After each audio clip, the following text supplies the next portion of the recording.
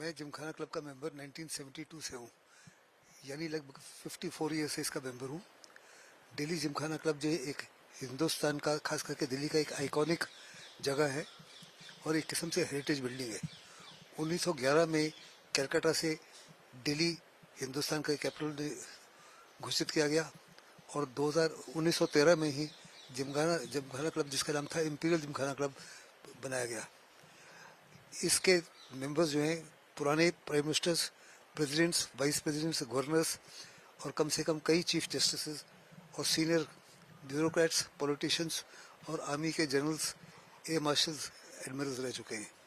वास्तव में ये क्लब जो है एक सबसे प्रेस्टिजियस क्लब है हिंदुस्तान का, लेकिन सरकार ने एलएनडीओ के डिप्टी एलएनडीओ ने कल चिट्ठी लिखकर बिना किसी वार्निंग के, बिना किसी एडवांस नोटिस के 600 लोगों की पीठ के अंदर एक किस्म से छुरा घोंपा है। दे 600 एम्प्लॉइज। कई रेस्टोरेंट्स हैं इसके अंदर, जैसे कि शंग्रीला है, जिसके कर्मचारी जो है अपनी नौकरियां खो बैठेंगे, जिमखाना की नौकरियां खो चुकेंगे। और ये कैसे कि मैंने कहा 1913 से क्लब बना हुआ है, इसके पास बड़े एसेट्स हैं, बड़े प्रॉपर्टीज़ हैं। उनको 13 दिन में कहाँ शिफ्ट करेंगे? Where will they shift it? फिर इन्होंने, वैसे तो मोदी सरकार जो साफ तौर पे कहती है कि जो पुरानी ब्रिटिश के टाइम की लेजिस्लेशन थी उसको हम दूर कर रहे हैं क्योंकि वो आज के समय लागू नहीं है, लेकिन एक ब्रिटिश टाइम का जो री एंट्री का प्रोसीजर है उसको इस्तेमाल किया और ये कह रहे हैं कि हम डिफेंस इंफ्रास्ट्रक्चर बनाएंगे या कोई इम्पोर्टेंट सेना भवन यहाँ से मूव करने जा रहा है।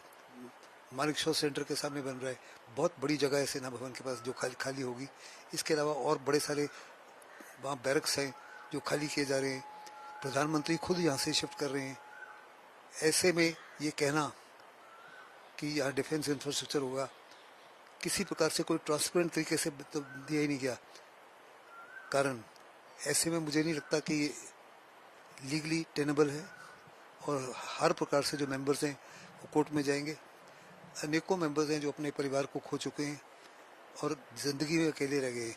सुबह आ जाते हैं जिमखाना में और रात को जाते हैं अपनी लोनलीनेस को दूर करने के लिए एंड यूजफुल कंट्रीब्यूशन करने के लिए नेशन बिल्डिंग के लिए। इस समय सुप्रीम कोर्ट के और दिल्ली हाई कोर्ट के कम से कम 50% से जजेस जो हैं इन क्लब्स के मेंबर्स हैं। और इस क्लब के सबसे पहले जो वाइस पेट्रन था वो पंडित जवाहरलाल नेहरू थे और 7 महाराजाओं ने इस क्लब के फाउंडिंग फादर्स को लाइफ मेंबरशिप दी गई थी। वास्तव में ये हिंदुस्तान का सबसे प्रेस्टिजियस इंस्टीट्यूशन है और एक किस्म से आइकॉनिक साइट है और हेरिटेज साइट है। और एक हेरिटेज साइट को बर्बाद करना जो है, मुझे लगता है इट्स अ सैक्रिलीज। और पूरे देशवासियों को, नॉट के जिमखाना के क्लब को, इसके खिलाफ खड़ा होना चाहिए। जैसे कि मैंने भी कहा कि आज क्लब की मेंबरशिप लेने के लिए कम से कम 30 से 40 साल लग जाते हैं और हर एक इंसान जो है, जो दिल्ली में रहने वाला, छोटा आदमी हो या बड़ा आदमी हो, उसकी कोशिश होती है जिमखाना क्लब का मेंबर बनने के लिए। हमारे घर कोई भी मेहमान आ जाता है सडनली, तो ताकि वाइफ को इश्यूज ना हो, हम तुरंत से उसको जिमखाना ले जाते हैं। मैं खूब धौला कुआं जो डिफेंस सर्विस ऑफिसर इंस्टीट्यूट है उसका मेंबर था, गोल्फ क्लब नोएडा का मेंबर था, लेकिन मैंने दोनों मेंबरशिप को त्याग दिया क्योंकि दिल्ली जिमखाना क्लब जो है केवल 4.5 किलोमीटर मेरे घर से था।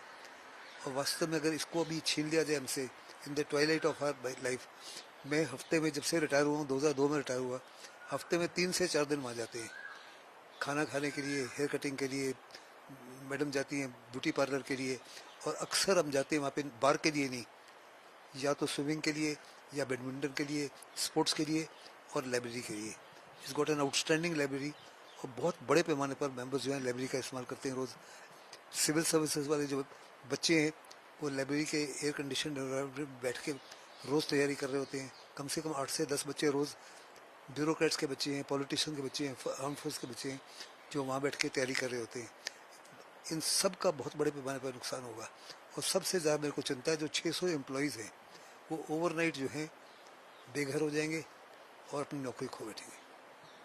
उन्होंने साफ तौर पे कहा है कि बिना किसी एडवांस वार्निंग के क्लब को इस माफ़ी की चिट्ठी आई है, जिसका उन्होंने कहा कि हमने एक इमरजेंसी मीटिंग की है और इमरजेंसी मीटिंग का फैसला किया है कि हम इस इश्यू को कोर्ट में ले जाएंगे और वास्तव में इस ऑर्डर को चैलेंज करेंगे।